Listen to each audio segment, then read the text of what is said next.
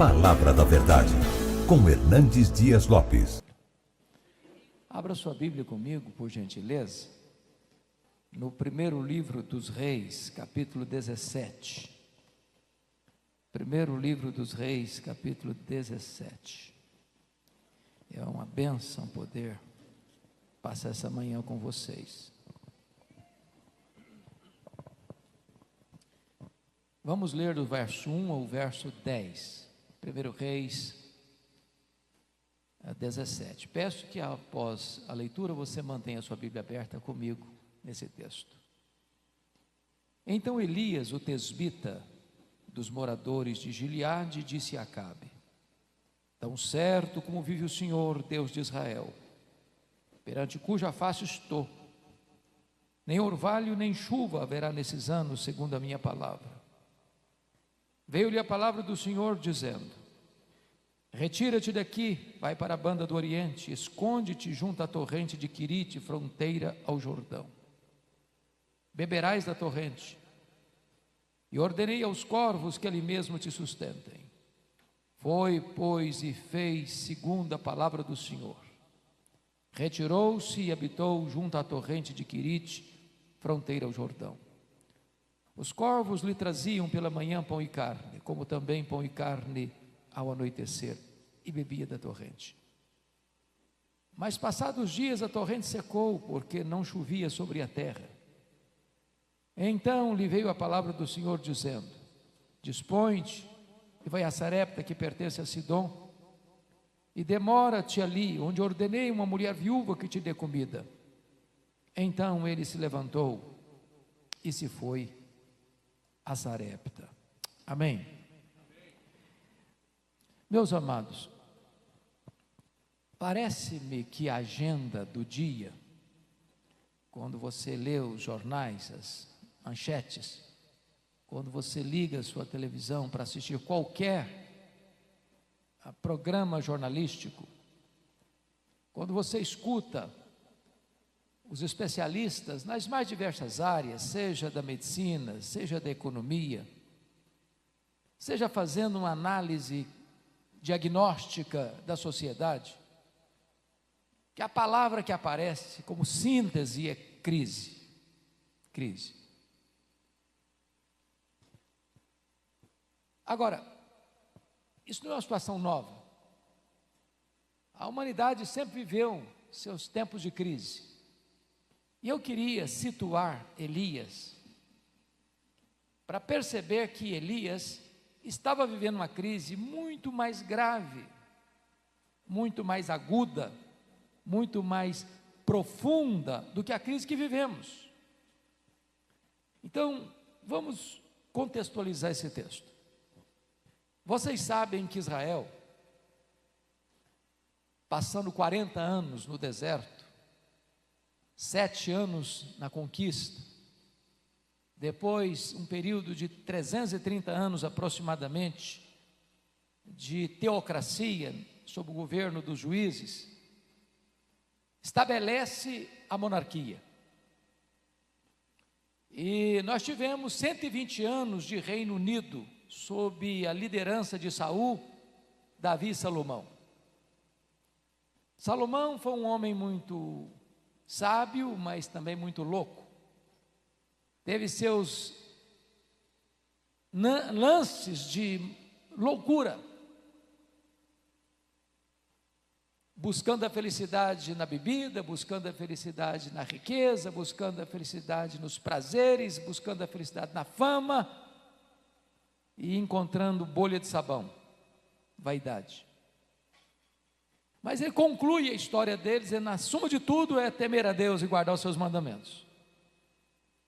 Quando ele morre, a pompa, o luxo, a grandeza da corte era enorme, mas quem paga a conta é o povo. Então, quando ele morre em 931, o povo recorre ao sucessor, Roboão, pedindo alívio dos tributos. O povo estava trabalhando a meio com o governo. E Roboão pede conselho aos anciãos, e eles disseram: atende o povo não aguenta mais, o povo está esfolado, Ele não gostou desse conselho, foi pedir outros conselhos aos jovens da época que não tinham a devida maturidade, e os jovens disseram: não, aperta mais o calo desse povo, aperta a tarraxa, é gemendo que o povo vai obedecer. E ele gostou mais desse conselho, aplicou, e o reino dividiu. Das 12 tribos, 10 seguiram a liderança cismática de Jeroboão I, formando o que nós chamamos de Reino do Norte, ou Israel, às vezes chamado de Efraim, que era a principal tribo do Reino do Norte, cuja capital mais tarde veio a ser Samaria. Esse Reino do Norte durou apenas 209 anos, de 931 a.C. a 722 a.C., quando o grande império assírio dominou o Reino do Norte, quando Ezequias era rei no Reino do Sul. Esse Reino do Norte, em 209 anos, teve 19 reis, em 8 dinastias diferentes governando. Curiosamente, nenhum desses 19 reis andou com Deus. Todos foram maus, todos foram perversos, todos foram idólatras.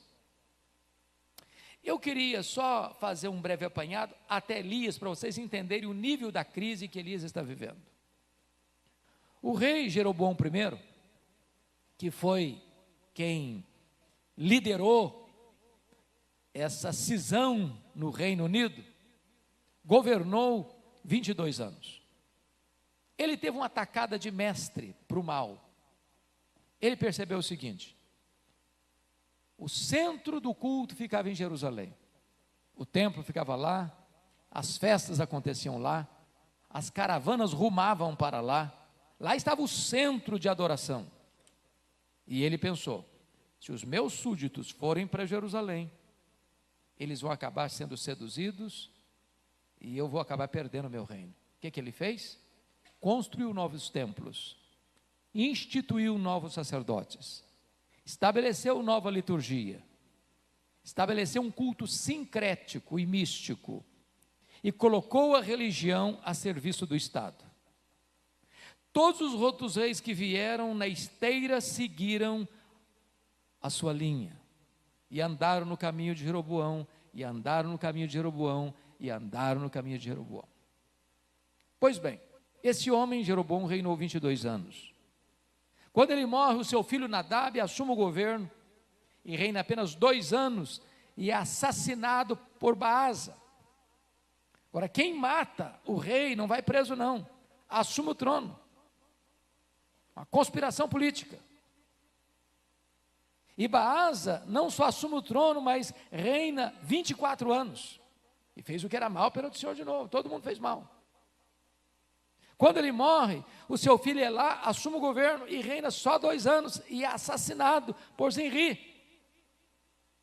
E Zinri assume o trono. E há uma rebelião, um motim. O povo se revolta e cerca o palácio. E ele, percebendo que não escaparia, incendiou o palácio, cometeu suicídio. Assume o governo Acabe. A melhor dizendo, assume o governo Onri, o pai do Acabe. Onri foi o pior rei até então. Governou 12 anos. E depois que ele morre, o seu filho Acabe assume o governo. E de todos os reis de Israel, Acabe foi o pior dos reis. Governou 22 anos. Se não bastasse ser seu pior rei, ele se casou com a pior mulher do mundo, Jezabel. A mulher era assassina, feiticeira e mandona. O rei era apenas um boneco na mão dele. Foi essa mulher que impôs o culto a Baal, à força da espada e da baioneta, matando os profetas de Deus, perseguindo os profetas de Deus. Quando você lê esse cenário, você percebe que a nossa crise está um pouco menor do que essa. Agora, é nessa crise que Deus levanta. Não um partido político, nem mesmo a denominação religiosa. Deus levanta um homem. Um homem. para mudar esse cenário. Quem é esse homem? Elias. Quem é Elias? Volte os olhos comigo para o verso 1. Então Elias, o tesbita, dos moradores de Gileade. Quando diz Elias, o tesbita, não está falando da família dele, não está falando do sobrenome dele, está falando da procedência geográfica dele. Ele vem de Tisbé. Se você for para o mapa procurar Tisbé, você não vai encontrar Tisbé. É um lugar tão pequeno, tão inexpressivo, que não tem nem no mapa. Se você for procurar a árvore genealógica de Elias, você não vai encontrar. Ele não vem de uma escola de profetas, ele não vem de uma família sacerdotal, ele não vem da aristocracia de uma família rica. Diríamos nós, na linguagem bem mineira, um João ninguém, um pé rapado, nasceu no pé da serra de Gileade. Então note você, que Elias é um homem desconhecido, de uma família desconhecida, de um lugar desconhecido, mas um homem que Deus levantou para fazer uma grande obra. E aqui eu aprendo a primeira lição: Deus não precisa de figurões para fazer a sua obra. Deus pode usar gente simples, como Elias, como você, como eu, para fazer a sua obra. Talvez um dos grandes problemas da igreja brasileira, irmãos, é que tem estrelas demais, figurões demais, gente que se julga importante demais. E eu já aprendi uma coisa: as estrelas só brilham quando o sol não está brilhando. Porque quando Jesus, o sol da justiça, está brilhando, não tem espaço para homens brilharem. Ele não divide a sua glória com ninguém.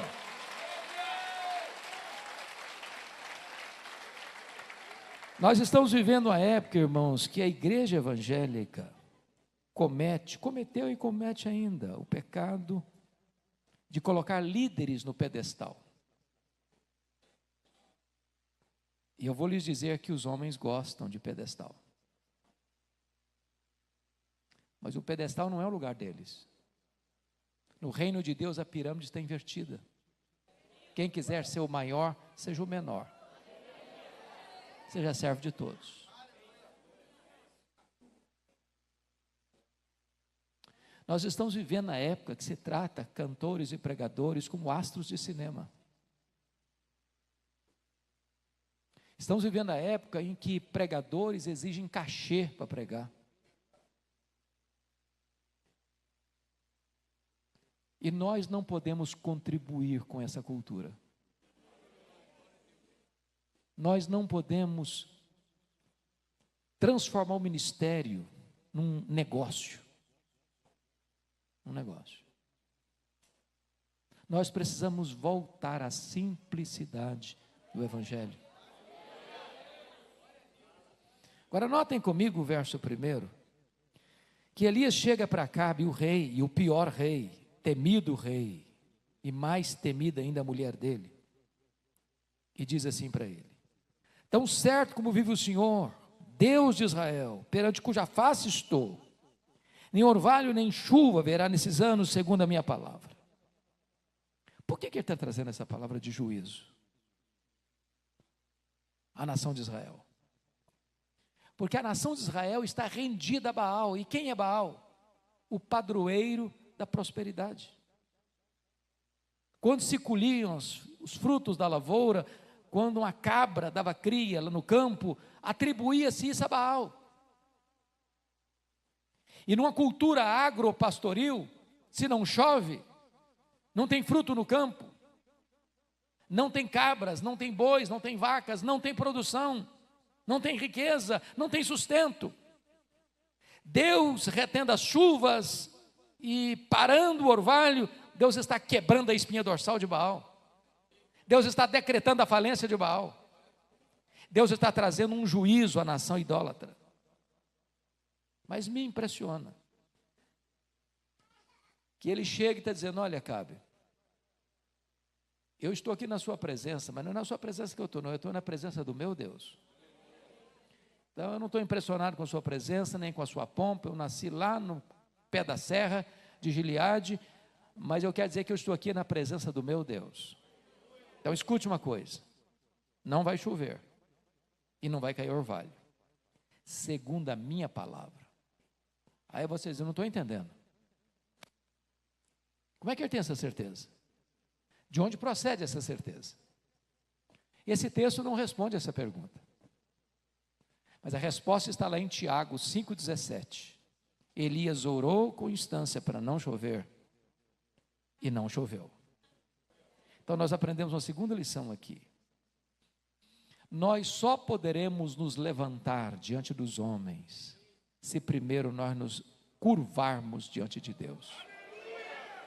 Nós só poderemos prevalecer em público diante dos homens se nós primeiro prevalecermos em secreto diante de Deus. Nós só poderemos nos levantar para pregar vitoriosos se primeiro nós prevalecemos em secreto na oração. Nós estamos assistindo, tristemente, a nossa geração separar academia de piedade. Temos gigantes do saber no púlpito, mas nanicos na vida de oração. Gente que tem muita luz na cabeça, mas não tem fogo no coração. Nós separamos, irmãos, pregação de oração. Isso é uma tragédia. Me permita explicar isso melhor. Vocês se lembram, lá em Atos 6, o diabo tentou parar o avanço da igreja de 3 maneiras. Primeiro, no capítulo 4, perseguição, ataque de fora para dentro. A igreja ficou mais forte ainda. Aí o diabo tentou outra tática. Agora não é a perseguição de fora para dentro, agora é a infiltração. Botou um casal hipócrita dentro da igreja para querer holofotes, Ananias e Safira. E o casal foi desmascarado e a igreja continuou avançando. Aí a estratégia mudou de novo no capítulo 6. Agora não é nem a perseguição de fora para dentro, nem a infiltração de dentro para fora. Agora é a distração no capítulo 6. Toda a igreja que cresce tem problema. Não tem crescimento sem problema. Não tem crescimento sem dor. Não tem. Da maneira que a igreja cresce, crescem os problemas também. O que começa a acontecer?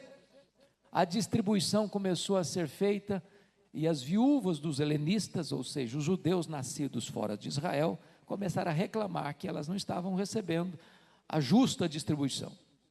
A murmuração chegou. Agora pensem comigo. Os apóstolos podiam ter tomado 3 atitudes. Eles podiam ter pensado assim: gente, crente murmura mesmo. Hein? É natural murmurar, deixa murmurar, nós estamos fazendo o nosso trabalho.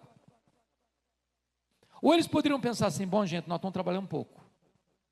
Nós estamos levantando às 6 da manhã, vamos levantar às 4, vamos nos desdobrar. Nós somos um time aqui de 12, bola para frente. Mas eles tomaram outra atitude, que é um divisor de águas na história do cristianismo. Atos 6,4.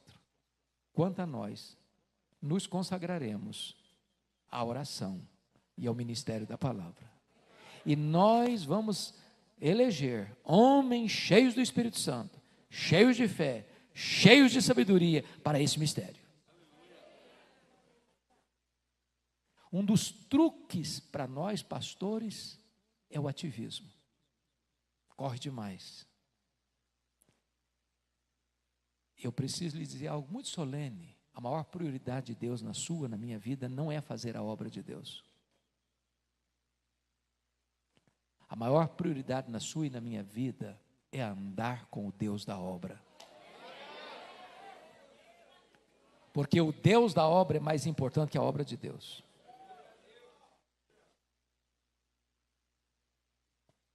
Agora notem que eles disseram: quanto a nós nos consagraremos à oração e ao ministério da palavra. Eu não sei, vou fazer uma pergunta retórica. Não precisa responder não, só pense. O que é mais importante? Oração ou ministério da palavra? Complicada essa pergunta, não? A melhor resposta que eu já escutei a essa pergunta foi de um pastor coreano. Ele disse assim: Deus valoriza tanto a sua palavra, Deus dá tanta importância à sua palavra, a palavra de Deus tem tanta primazia, que Deus colocou a oração primeiro. Sabem por quê? Porque se você não for um homem ou uma mulher de oração, não haverá virtude nem poder para você pregar essa palavra. É por isso que Elias só se levanta diante do rei, porque primeiro se prostrou diante do rei dos reis.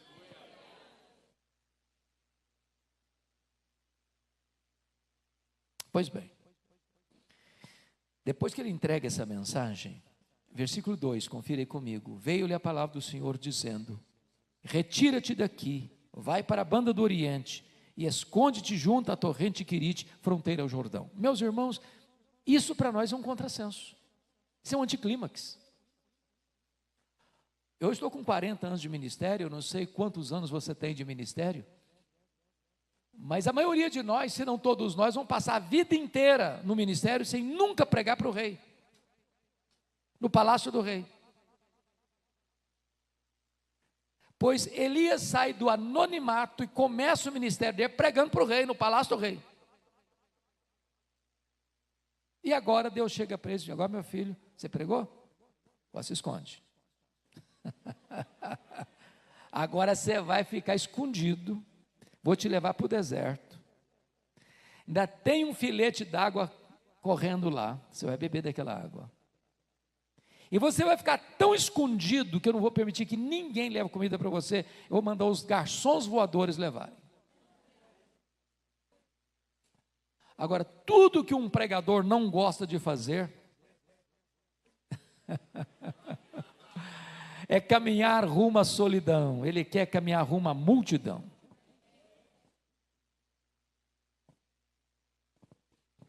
Nenhum de nós gosta do deserto. Porém, o deserto não é um acidente no percurso do ministério. O deserto é uma agenda de Deus no nosso ministério. O deserto é a escola superior do Espírito Santo, onde Deus treina os seus líderes mais importantes. O deserto não é para promover você, o deserto é para humilhar você.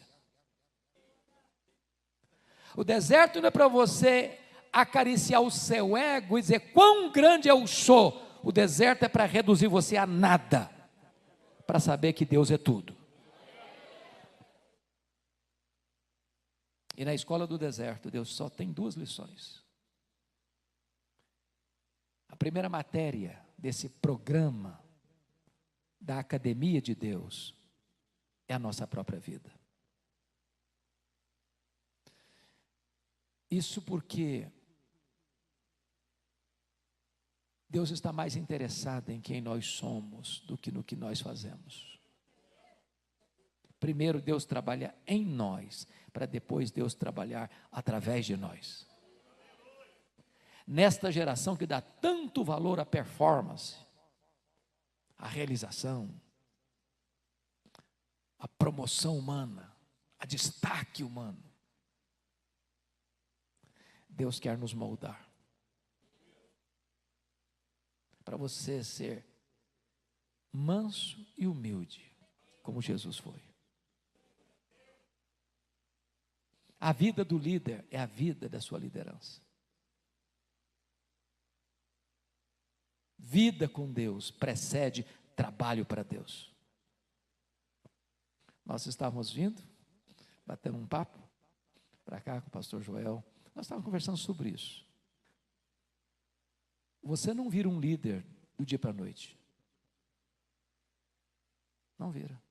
Tem algumas coisas assim que as pessoas fazem propaganda. Aprenda inglês em 3 meses. Eu nunca conheci ninguém que aprendeu inglês em 3 meses. Se tem, me apresente que eu quero matricular nessa escola aí.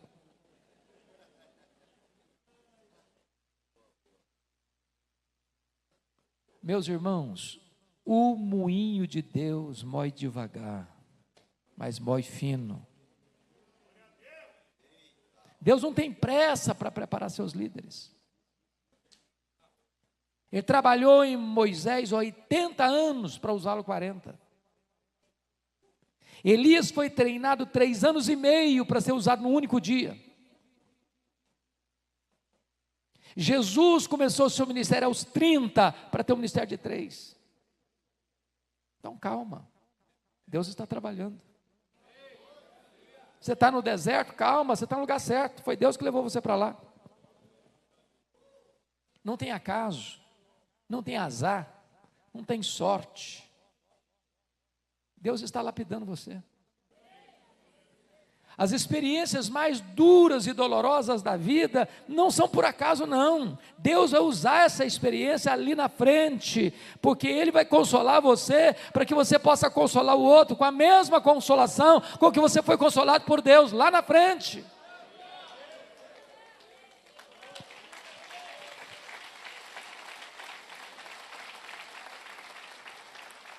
Mas a segunda lição que eu aprendo com Elias é que na escola do deserto, Deus não só trabalha na sua própria vida, mas Deus leva você a entender que você depende do provedor mais do que da provisão. Notem vocês que ele está num deserto, escondido, bebendo de um filete d'água que está rareando, vai secando aos poucos. Deus manda garçons voadores. Mas veja você o versículo 7 comigo.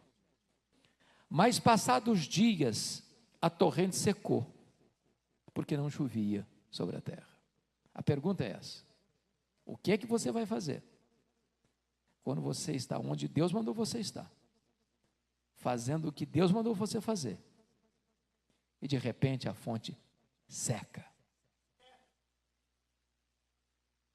E eu quero lhe dizer que quando a fonte seca, Deus sabe onde você está, Deus sabe para onde você deve ir, Deus sabe o que você deve fazer, porque a sua fonte secou, mas o manancial de Deus continua jorrando.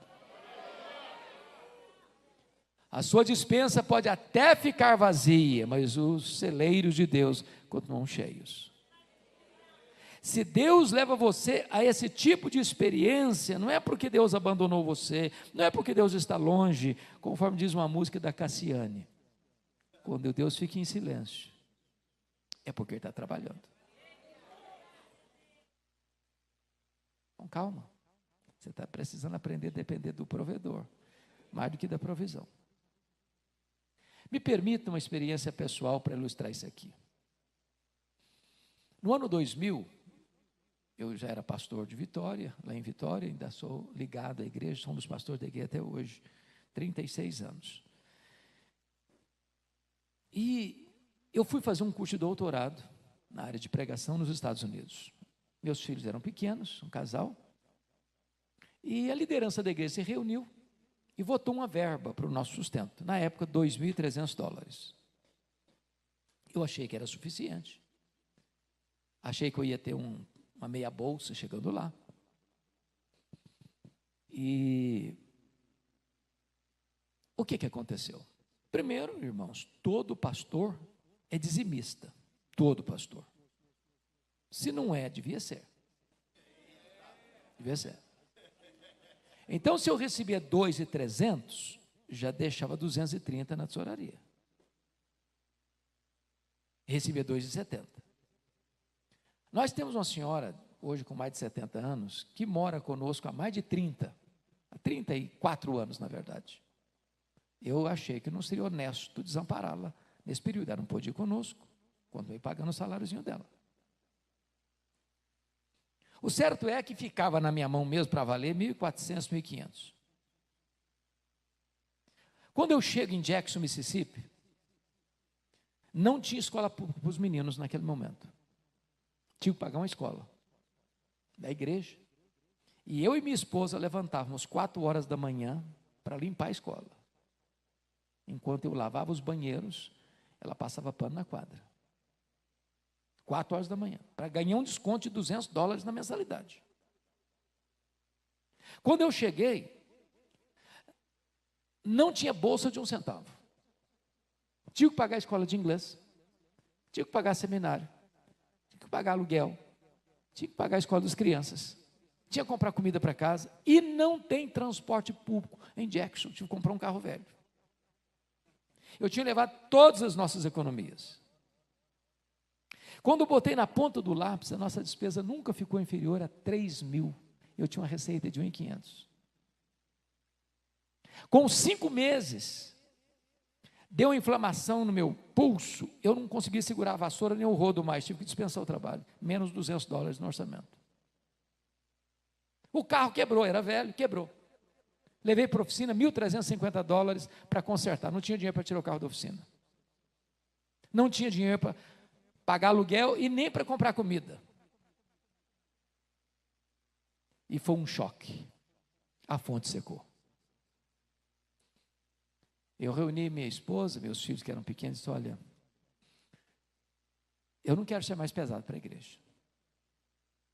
E nós temos 2 opções: ou voltamos, ou pedimos para Deus um milagre.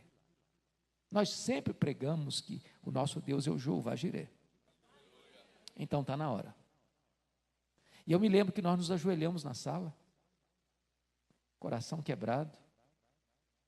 Deus, o Senhor é Deus, o Senhor sabe a situação. Então, se o Senhor quiser fazer um milagre, o Senhor pode. Dá-nos um sinal do teu favor. Quando eu levantei, o telefone tocou. E eu recebi um convite para pregar na Pensilvânia. Meus irmãos, pense numa tribulação. Eu fui sem o dinheiro de um lanche, de um cafezinho no bolso. Preguei, alegre, feliz, ninguém está sabendo de nada.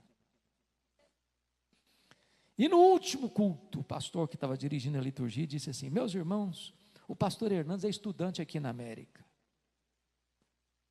E ele disse algo que não precisa ser profeta para falar, não. Ele disse: meus irmãos, todo estudante é duro. Então, se alguém quiser ajudá-lo, fique à vontade. Eu tomei um susto, falei: esse cara é profeta, vejo que tu és profeta. O certo é que naquele dia eu recebi $5.500 de oferta. Eu estou saindo, um pastor corre atrás de mim e disse assim: olha, Deus me moveu o coração, eu quero lhe mandar $300 por mês, até você terminar o seu curso. Eu voltei para casa chorando, tirei o carro da oficina, comprei comida para casa, paguei o aluguel. Semana seguinte, um outro telefonema, para pregar numa conferência em New Hampshire, 2.500 quilômetros onde eu morava. Estou pregando meu último sermão, sem nada, ninguém saber de nada. Vem um presbítero por trás de mim, e eu não estou contando, eu não contava essas experiências também não, estou só pregando.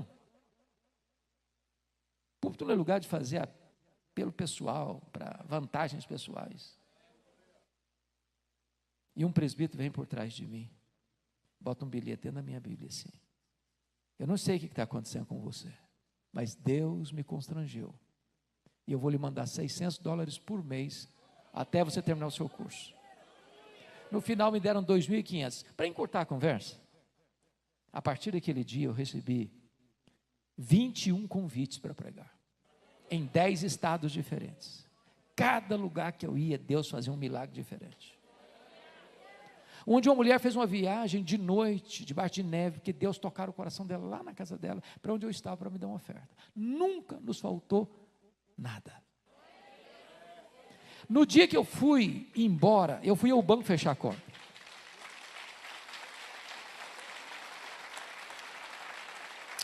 E quando eu cheguei no banco para fechar a conta, eu tomei um susto.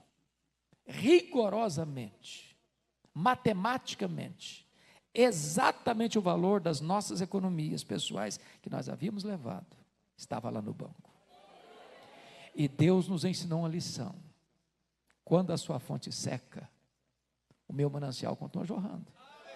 Quando a sua despensa fica vazia, o meu celeiro continua cheio. Eu só levei você essa experiência para você aprender uma lição: você depende do provedor, mais do que da provisão. É que Deus está trabalhando em nós, para depois Deus trabalhar através de nós. Mas há uma outra transição no texto, versículo 8, confira comigo.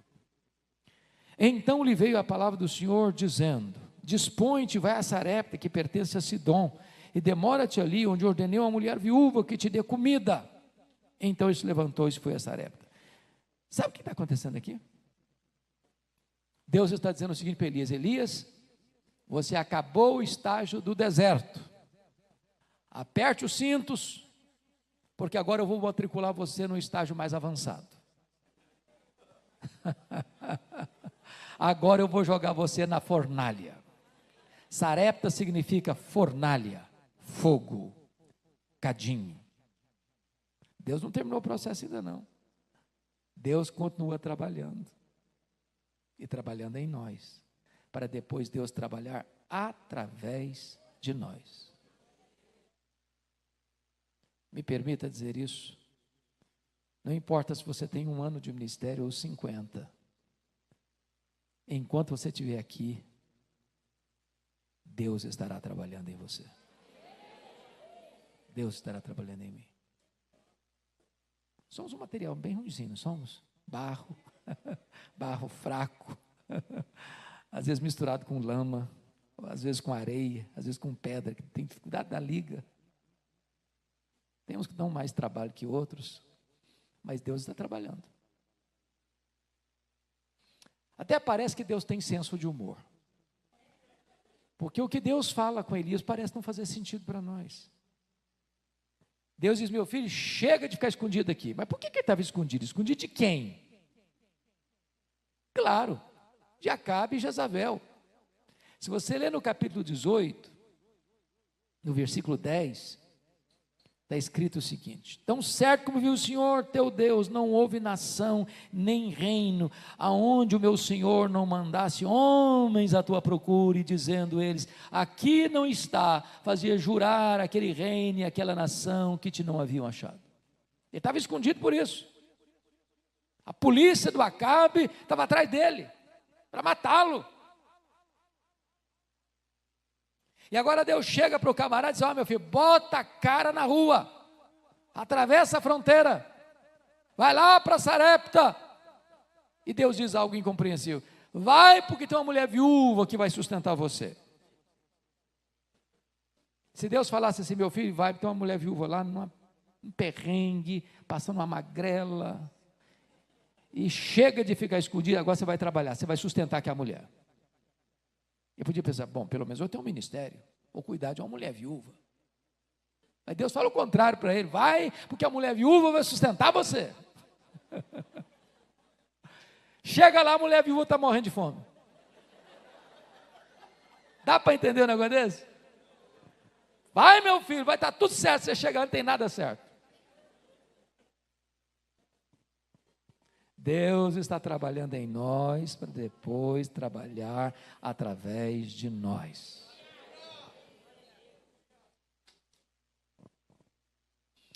O que eu acho lindo é que essa viúva conheceu a Deus na cozinha.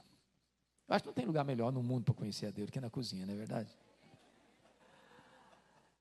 Na minha cabeça, eu não sei, o texto não diz isso, mas é a forma que eu entendo o texto. Eu acho que Deus não multiplicou um saco de trigo para aquela mulher, nem um tonel de azeite. Eu acho que a experiência foi essa. Todo dia que ela ia para a cozinha, ela tinha uma porçãozinha de trigo para fazer o último bolo, hein? O último. Devia estar assim na raspa da panela. Ela ia lá, fazia a refeição, olhava do mesmo jeito. No outro dia, fazia tudo de novo, olhava do mesmo jeito. Semana seguinte, do mesmo jeito. No mês seguinte, do mesmo jeito. Mesmo jeito, mesmo jeito. Sabe o que significa isso? Deus ainda hoje multiplica o óleo na nossa botija e a farinha na nossa panela. Às vezes, irmãos, nós só vemos milagres no extraordinário, mas não vemos milagres no ordinário. Por exemplo, você sai com a sua família de férias, um carro gostoso, bonito, com ar-condicionado. Daqui a pouco um acidente. Carro vira um troço, tudo retorcido, e Deus poupou sua família. Um milagre. Verdade. Mas às vezes nós nunca paramos para pensar que você sai de casa todo dia e volta para casa. Você leva seu filho, sua filha na escola todo dia, volta para casa, sem um acidente, no ano inteiro. E você não percebeu quantos livramentos Deus lhe deu. Como os anjos de Deus trabalharam para servir você e você não viu. Então entenda isso, o fato de você estar aqui num tempo de pandemia, o fato de ter comida na sua mesa, de você ter saúde para comer, isso é milagre, é milagre, é milagre, é milagre, é milagre, todo dia.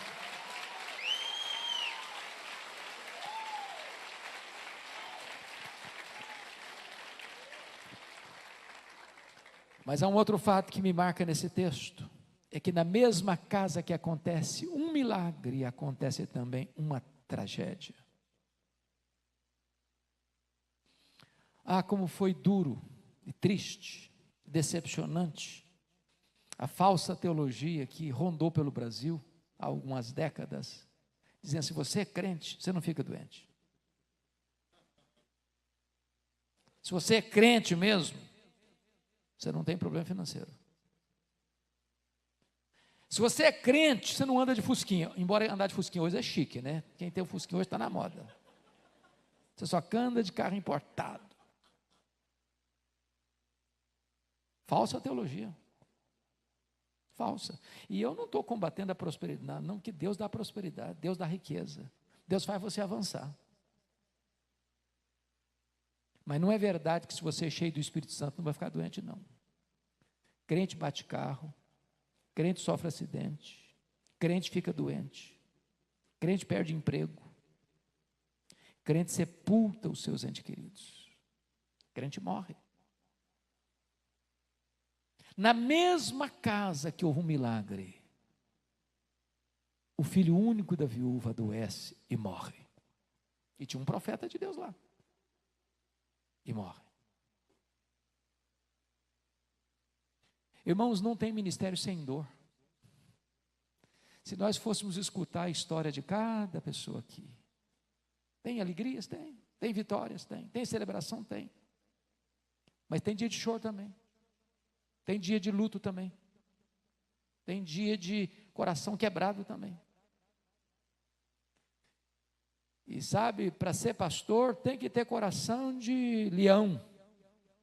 Porque você faz um funeral de manhã e um casamento de noite. Você chora com um e se alegra com o outro. No mesmo dia. No mesmo dia. Agora, uma lição importante no texto. A viúva, machucada e ferida, botou a culpa da morte do filho no Elias.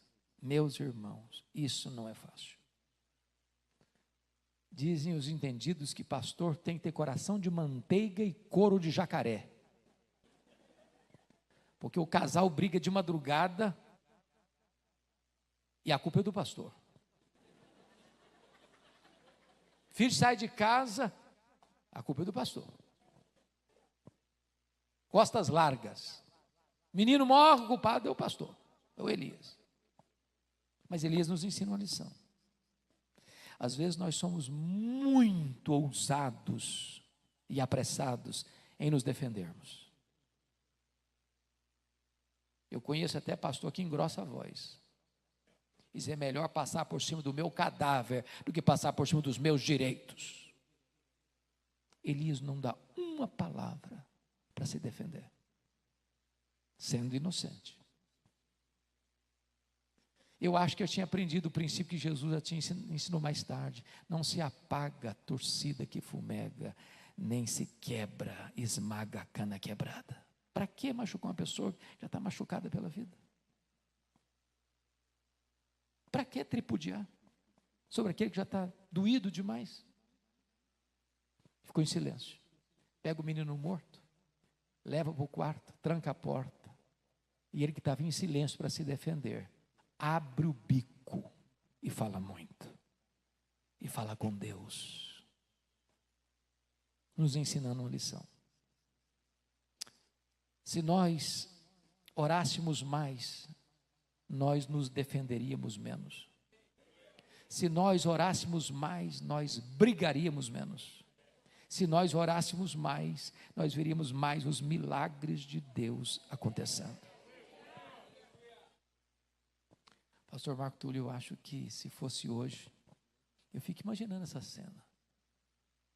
Não tem relato histórico de ressurreição até esse momento. Era uma coisa inédita na história. E eu fico pensando se nós hoje fôssemos fazer um pedido para Deus que nunca aconteceu na história, eu acho que nos internariam numa clínica psiquiátrica. Iam nos chamar de inconsequentes, de desvairados. Mas Elias tem coragem de pedir para Deus ressuscitar o menino. E o imponderável, e o improvável, e o impossível aconteceu. Deus ressuscitou o menino.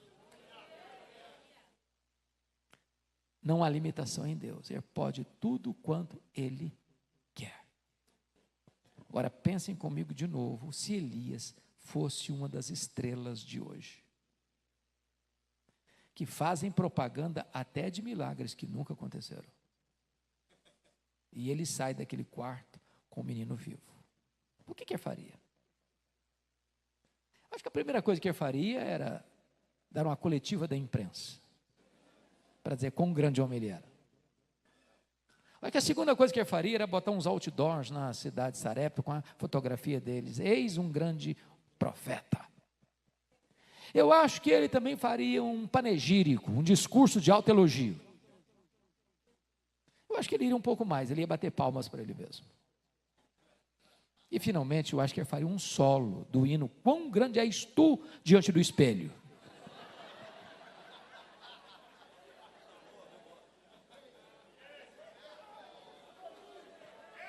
Fez nada disso. Eu só disse para a mulher assim: mulher, o teu filho vive.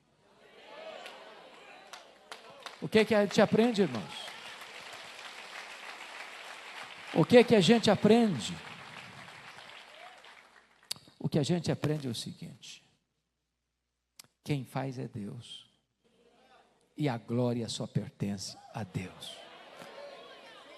Se Deus está usando você, se Deus está respondendo suas orações, se Deus tem feito maravilhas em resposta ao seu clamor, bote a boca no pó, porque tudo vem dele, tudo é por meio dele e tudo é para ele. Mas eu quero concluir com o último ponto. Quando você honra Deus, está lá em 1 Samuel 2,30, Deus honra você. O verso 24, que nós não lemos, é o último versículo deste capítulo, diz que a viúva disse para ele assim: agora eu sei que tu és homem de Deus, e que a palavra do Senhor na tua boca é verdade. Isso faz a gente tremer os joelhos. Porque hoje você tem homens cultos, você tem homens influentes, você tem homens famosos, mas estão escasseando os homens de Deus. Como é que nós somos conhecidos? A segunda palavra deveria nos levar às lágrimas. Agora eu sei que a palavra do Senhor na tua boca é verdade. Porque uma coisa é proferir a palavra de Deus, outra coisa bem diferente é ser boca de Deus. Lá em Jeremias 15:19 diz assim: se tu te arrependeres, eu te farei voltar e estarás na minha presença. Se apartares o precioso do vil, serás a minha boca. Eu não sei se você já percebeu isso. Chega uma pessoa e prega uma verdade, não acontece nada. Chega outra pessoa e prega a mesma verdade, os corações se derretem. Por quê? É porque um é boca de Deus, o outro não é.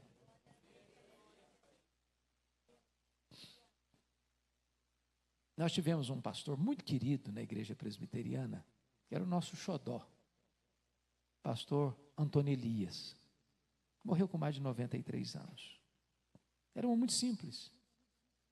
Mas eu nunca vi aquele homem pregar sem chorar, e eu nunca vi aquele homem pregar sem ver o auditório chorando.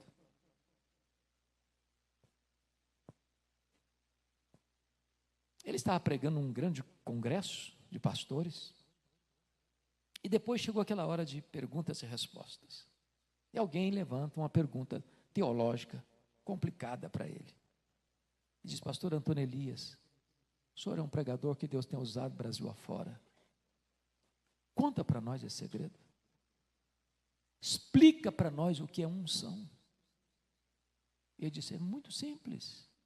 Unção significa que uns são, outros não são. É só isso. Agora eu sei que a palavra do Senhor na tua boca é verdade.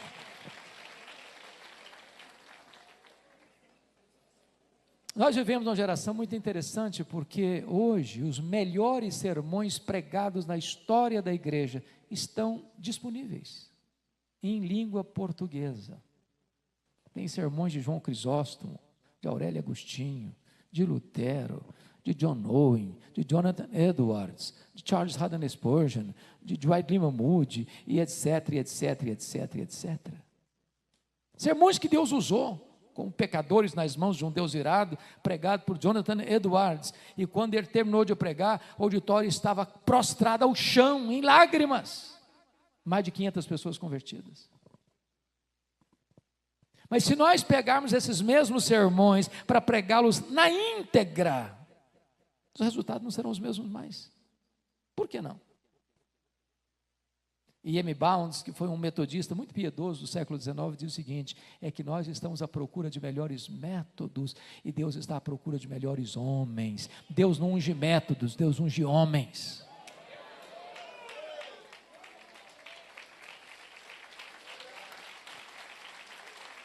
A minha oração, queridos, é que neste bonito encontro, onde vocês têm reflexões e trabalho administrativo a fazer, que cada um de nós aqui peça para Deus humildemente: Senhor, Tu és o mesmo Deus de Elias.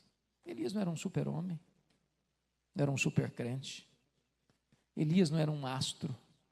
Ele chega a dizer: eu era um homem, sujeito às mesmas fraquezas, mas um homem que Deus levantou, um homem que Deus usou. Teve as suas lutas? Teve. Enfrentou até depressão. Queria até morrer. Você podia me levar, Senhor? Não estou aguentando mais. Está pesado. Falei: meu filho, calma. Você não sabe o que está lá na frente. Estou preparando coisa melhor para você. Então calma.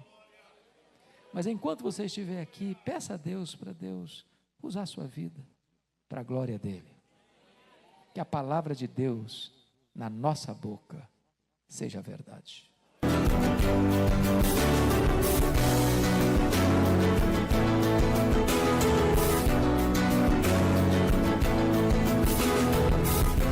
Palavra da Verdade, com Hernandes Dias Lopes.